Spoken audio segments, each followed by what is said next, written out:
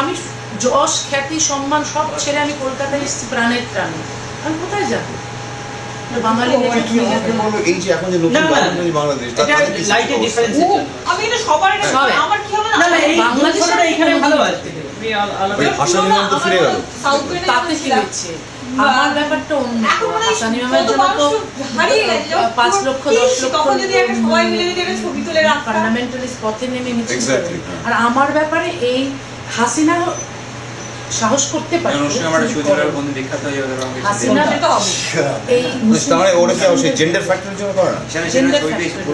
ওরা মনে করে যে আমাকে, আরে ওটাই খুব মজা লাগে, অ্যান্টি ইসলাম একটা ওই লেভেলটার জন্য যদি আমাকে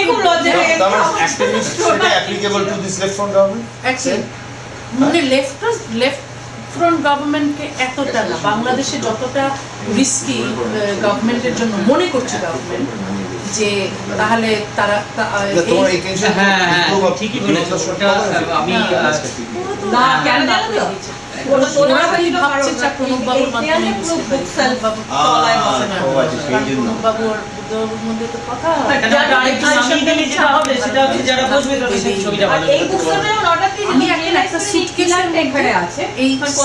যতদিন আগে বের করেছে তারপর একটা সুটকেস নিয়ে চলছে, কি করবো? আমার সমস্ত বিলঙ্গিং সব ওখানে।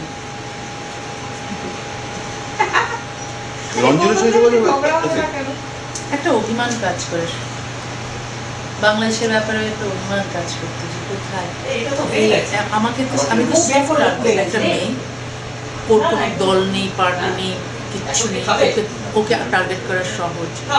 কিন্তু আমার যারা ফ্রিডম অফ এক্সপ্রেশনে বিশ্বাস করে, যারা লেখকের স্বাধীনতায় বিশ্বাস করে, তারা যদি আমার পক্ষে না থাকে, ওই সময় একটা মনে হয় যে আমি খুব মানে পুরোপুরি একা হয়ে। এই যে আমরা সব সই করে এত কিছু পাঠানো হলো, সইগুলো হয়তো একটা সিভিলাইজড কান্ট্রিতে কাজ করে, মিনিমাম একটা সিভিক সোসাইটি যদি হয়, এটা তো কাজ করে। কিন্তু মানে পলিটিক্যাল ম্যানুভারিং এ কিছু কিছু মানুষ তো পথেও নেমেছিল, দিল্লিতে নেমেছে, তাতে কিচ্ছু হয়নি। কারণ তারপর কলকাতা যে সমাবেশ হলো তারপরে আমাদের সব কি ছিল সই করে, কিছুই কাজ করেনি। মহাশ্বেতা দেবীও তো অনেক কিছু করলেন, তারপর গিরিশ কার্নাড, শ্যাম বেনেগাল, হাবিব তানভীর, না ইন্টারনেটে না, ওরা রীতিমতো প্রেস ক্লাবে বিরাট অনুষ্ঠান করেছিল, অনুভূতি রায় দিল্লির প্রেস ক্লাবে, মহাশ্বেতা দেবী কলকাতা থেকে গিয়েছিলেন ওখানে, ওই সবাই এসেছিলেন ওখানে, কিন্তু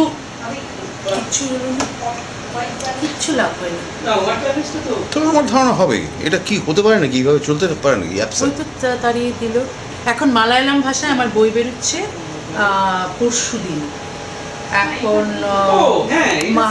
পাবলিশার বলছি যে